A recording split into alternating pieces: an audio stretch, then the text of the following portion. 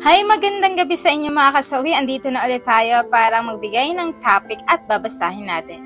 Idol, pa-topic naman please, ano ang sign na malapit ng mga liwa ang isang babae or lalaki? Kasi may katog na ako na meron na siyang ibang lalaki. So ayan mga kasawi, yung ating sender ay isang lalaki. So syempre magbibigay tayo ng tatlo mga kasawi na malapit ng mga liwa ang asawa mo.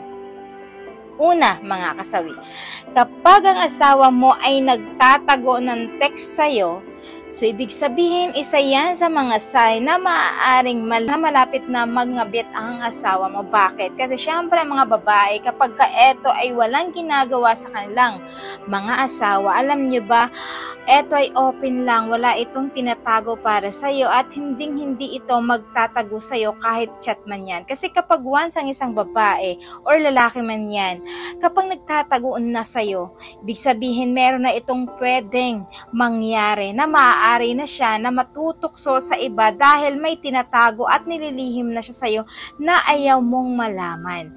Kasi kailangan kung wala siyang tinatago ay open lang siya sa mga bagay na kung ano man ang meron siya.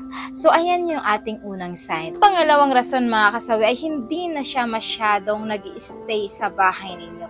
Alam nyo ba ang mga kalalakihan at kababaihan, yung hindi nyo na sila napapastay sa inyo, yung para bang impyerno na yung bahay ninyo sa paningin niya.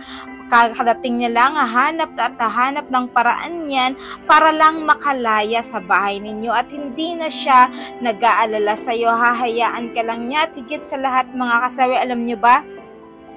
Lahat ng mga ginagawa mo para sa kanya ay walang nagiging tama at lagi kayong nagdidebate, lagi kanyang inaaway, laging mainit yung ulo sa'yo ng asawa mo or jowa mo. Kasi isa yan sa mga sign na maaring gusto na niyang mga liwa dahil wala ka nang nagagawang tama para sa kanya.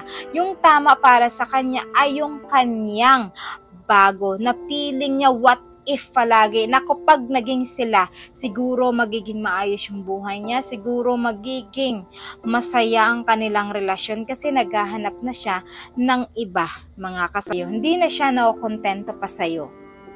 Ayan mga kasawi, yung ating pangalawa na sign. Ang pangatlo naman na sign mga kasawi is naghahanap na siya nang wala sa'yo. Ayan mga kasawi, alam nyo ba, eto legit yan mga kasawi, ang lalaki at isang babae kapag once na malapit ng mangangaliwa or pakiramdam mo na talagang nangangaliwa na siya, alam nyo ba, maghahanap ito ng mga bagay na wala sa'yo.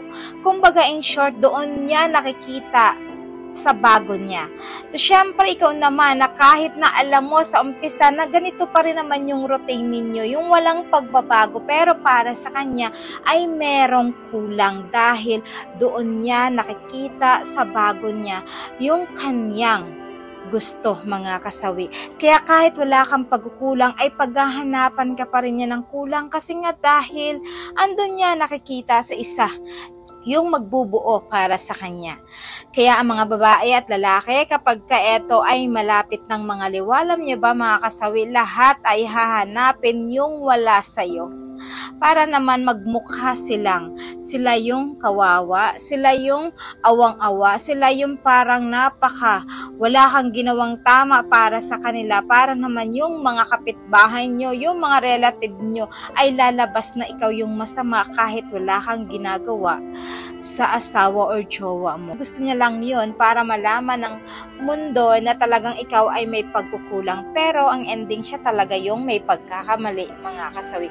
So yan lang mga kasawi sa ating sender, sabi ko nga sa inyo, kung ganito ang ginagawa ng asawa mo or jowa mo na may kutob ka na talagang malapit ng mga liwa ang asawa mo, so hindi yan batayan na meron kang pagkukulang para sa kanya. Sadyang hindi lang siya makontento para sa'yo dahil hahanap-hanapin pa rin niya ang mga bagay na dati ay kontento siya. Pero ngayon, dahil meron na siyang nakikilalang iba, ay feeling niya, yun yung pinakamabuti para sa kanya. Feeling niya, eto na yung magbubuo ng buhay niya at future niya dahil hindi na siya nakontento sa'yo.